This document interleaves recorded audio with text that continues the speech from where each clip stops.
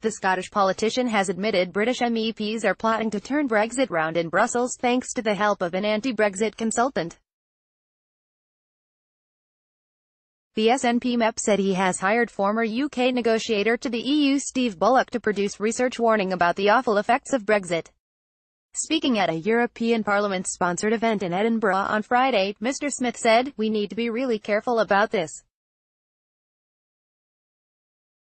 What I'm doing is working cross-party with other colleagues. I've taken on a consultant, Steve Bullock, who's a very prominent anti-Brexit campaigner. He's working across a number of the MEPs so that we're sharing information, and I'm giving research to English colleagues to make the argument in the English space." Mr. Smith suggested the MEPs had adopted a sensitive approach to their bid to revert Brexit to avoid fueling discontent among Brexit voters.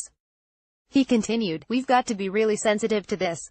We do need to turn this round because the consequences of delivering Brexit will be awful. The consequences of not delivering Brexit are still significant. It's a real challenge that we got.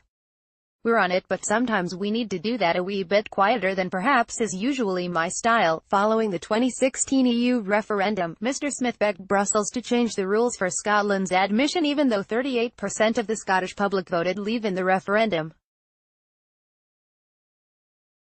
Brexit news. Mr. Smith revealed he and other MEPs have joined forces to Image, EP and UK Getty. "We're on it, but sometimes we need to do that a wee bit quieter than perhaps is usually my style."